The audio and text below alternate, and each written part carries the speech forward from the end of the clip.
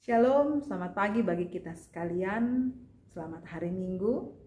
Kembali lagi kita berjumpa dalam program 10 hari menjelang Pentakosta.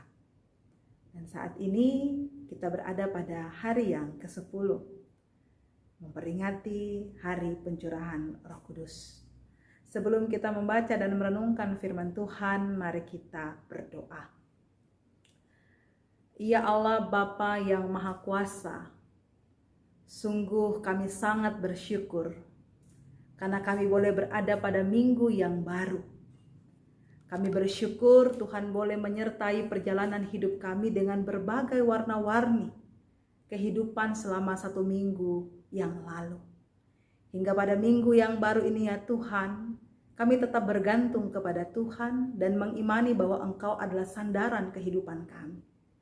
Saat ini, dengan kerendahan hati, kami datang memohon kuasa Roh Kudus-Mu untuk menyertai kami ketika kami akan membuka hati, telinga, bahkan pendengaran kami untuk senantiasa menerima firman Allah. Berfirmanlah bagi kami ya Tuhan, Engkau mengurapi Ibu Pendeta Junita Lun Ulaan yang akan memberitakan firman Allah. Kuasai dan urapi hamba-Mu, sehingga firman Allah sungguh-sungguh menjadi kekuatan, kesejukan, bahkan membawa kasih dan ketentraman bagi kehidupan kami semua. Amin.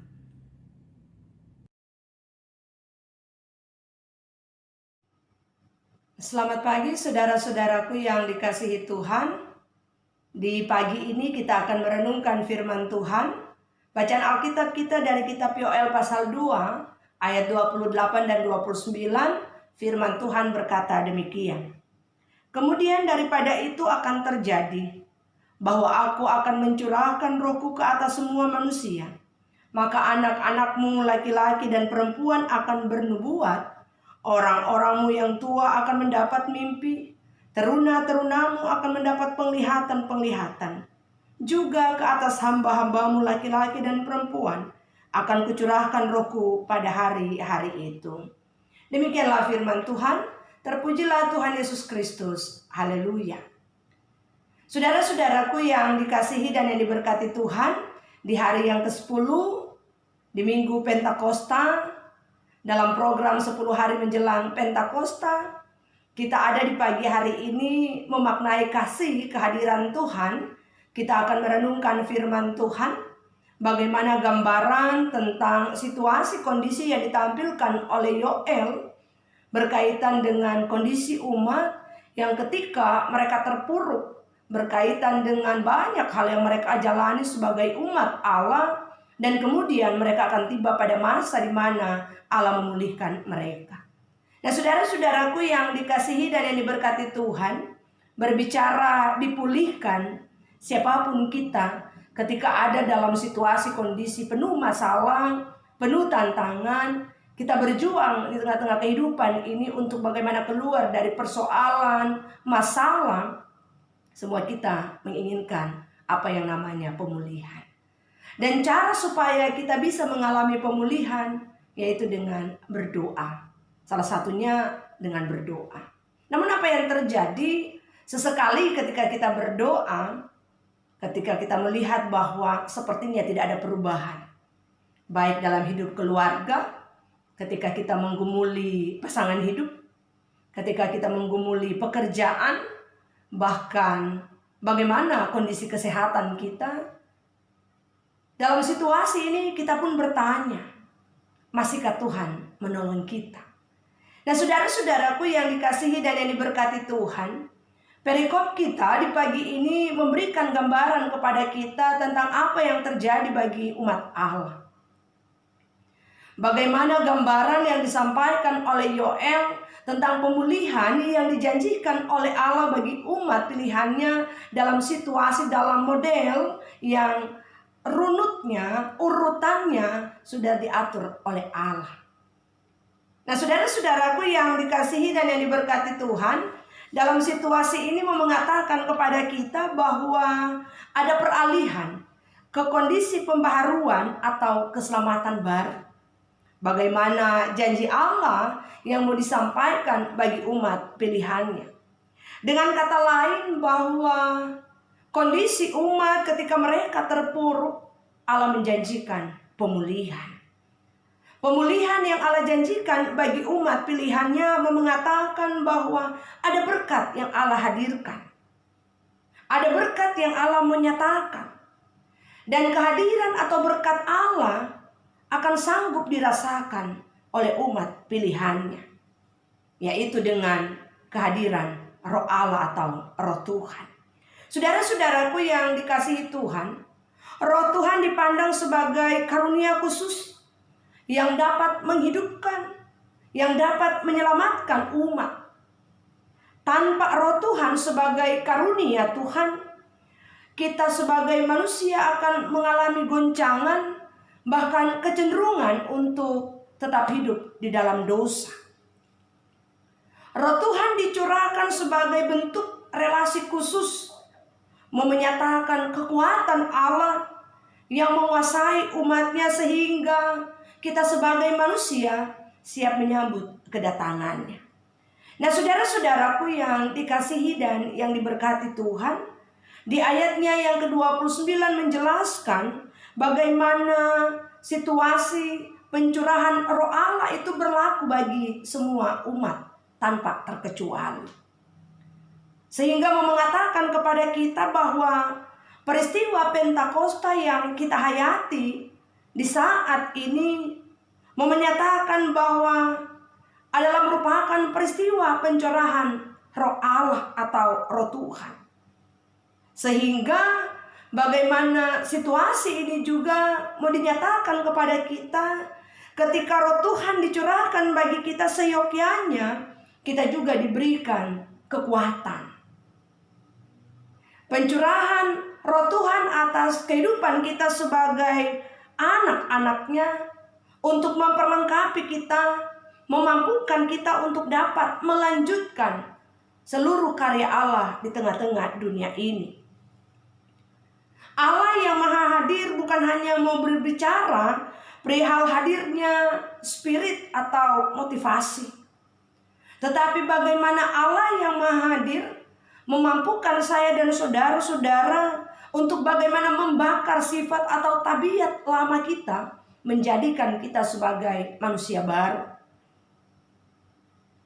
Allah yang maha hadir itu memulihkan kita sehingga seyogyanya ketika hidup saya dan saudara-saudara dipulihkan, marilah kita juga memulihkan sesama di sekeliling kita.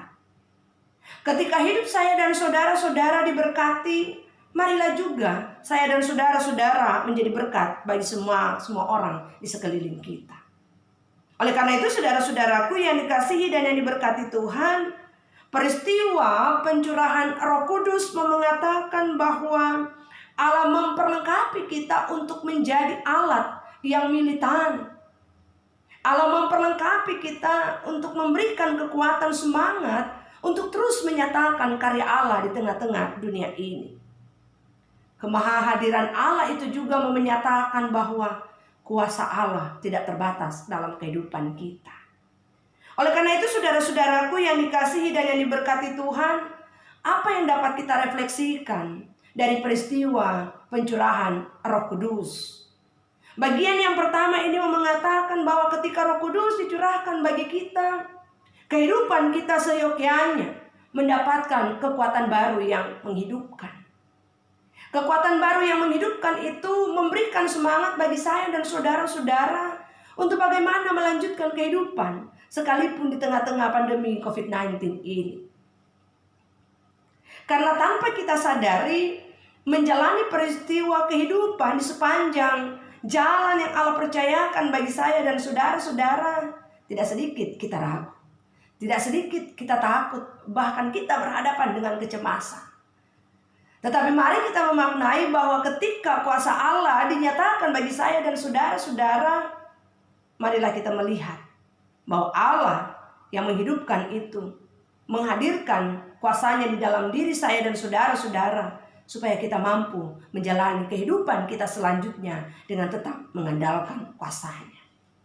Dan bagian yang kedua mengatakan kepada kita bahwa panggilan pengutusan saya dan saudara-saudara di tengah-tengah dunia ini sebagai anak Allah harus dimaknai sebagai tugas imamat yang membutuhkan komitmen dan ketulusan.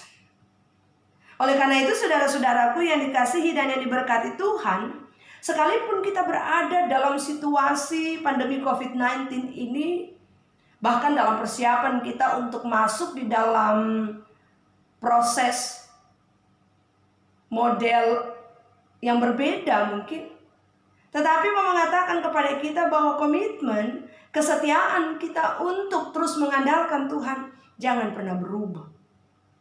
Karena pada akhirnya, sekalipun kita hadir di tengah-tengah dunia yang memiliki banyak goncangan, yang memiliki banyak pergumulan dan tantangan, kembali hidup saya dan saudara-saudara dipulihkan oleh Allah ketika kita hidup mengandalkan Allah. Sehingga pada akhirnya, ketika Allah menghadirkan kuasa-Nya bagi kita, marilah kita mengimani, dimanapun kita pergi dan berada, Allah sanggup menolong dan menyertai kita. Kita ada di hari yang ke-10. Dalam komitmen kesetiaan kita mengikuti program ini, marilah kita juga mengimani Allah yang maha hadir. Allah itu juga lah yang terus menguatkan kita, menyertai dan memberkati kita. Selamat Hari Pentakosta. Tuhan Yesus memberkati kita semua. Amin. Mari kita berdoa. Allah Sang Pengasih, Engkau sumber kekuatan dalam kehidupan kami. Di hari ke-50 kami merayakan Hari Pentakosta, di mana Allah menghadirkan Roh Kudus untuk menemani kami menjadi penghibur dan memulihkan kehidupan kami. Ya Roh Kudus, datanglah menjadi terang kasih yang menyinari tanah hati kami, agar kami menyebarkan kasih Allah. Kami menjadi lilin-lilin Allah di tengah-tengah berbagai persoalan kehidupan kami. Dalam kasih Tuhan yang membentuk kami, membuat kami semakin diubahkan, membuat kami senantiasa terus bertumbuh di dalam sukacita, sekalipun air mata mendera kehidupan kami dengan situasi yang ada. Sekalipun kami berada dalam duka cita, biarlah sukacita Allah menjadi gerbang yang besar bagi kami, agar kami memasuki kehidupan dengan penuh damai sejahtera Allah. Berikanlah damai sejahtera-Mu di tengah-tengah kekhawatiran kami, di tengah-tengah kegalauan hati kami, di tengah-tengah keresahan kami yang memikirkan pergumulan keluarga, pergumulan ekonomi, pergumulan situasi kondisi yang ada pada saat ini. Sehingga damai Tuhan membentuk kami menjadi pribadi yang sabar, tabah, kuat, sehingga kami memiliki karakter yang teguh, di mana kami senantiasa meneladani Yesus dalam kehidupan kami. Bapa yang Maha Kuasa, biarlah berkat Tuhan, pendampingan Tuhan, pertolongan Tuhan sungguh bersama-sama dengan kami, sehingga kami tetap terus setia untuk menjalani kehidupan ini. Isilah hati kami ya Tuhan dengan kelemah lembutan yang Tuhan hadirkan bagi kami, sehingga kami dapat mewujud nyatakannya itu melalui setiap perbuatan kami yang menenteramkan hati orang lain. Dengan kelemah lembutan kami dapat membangun relasi dengan sesama kami dengan baik, sehingga dapat terwujud harapan-harapan yang luar biasa di tengah-tengah kesaksian kehidupan kami sebagai umat Allah. Ya Roh Kudus, datanglah, semailah kehidupan kami, agar ketika buah-buah roh yang kami saat ini menjadi bagian dalam kehidupan kami dapat menguasai diri kami dengan firman Allah yang bersama dengan kami. Terima kasih Tuhan, biarlah firman Allah boleh senantiasa menjadikan kami pribadi yang tangguh untuk berjuang ketika kami saat ini akan menjalani kehidupan dalam tatanan yang baru. Kehidupan new normal di tengah-tengah pandemi COVID-19. Kami diajak berdamai dengan kebiasaan yang baru. Ingatkanlah kami Tuhan. Berikanlah kami hati yang penuh dengan ketekunan. Agar dalam keteguhan iman, kami boleh melangkah bersama melakukan pencegahan virus yang ada. Bahkan kami pun juga boleh mengingatkan orang lain. Kami pun juga boleh menjadi pewarta Allah untuk menguatkan orang lain di tengah-tengah situasi dan kondisi kehidupan kami saat ini. Terima kasih Tuhan, sertailah kehidupan kami di sepanjang minggu yang baru ini dengan kasih setia Tuhan, sehingga kami dapat menjalani satu minggu ini dengan penuh sukacita, melakukan firman Allah, bahkan hidup di dalam ketentraman. Terpujilah nama Tuhan, Sang Pemberi semangat dan motivasi yang agung dalam kehidupan kami. Kami datang berdoa dan bersyukur kepada Allah yang hidup.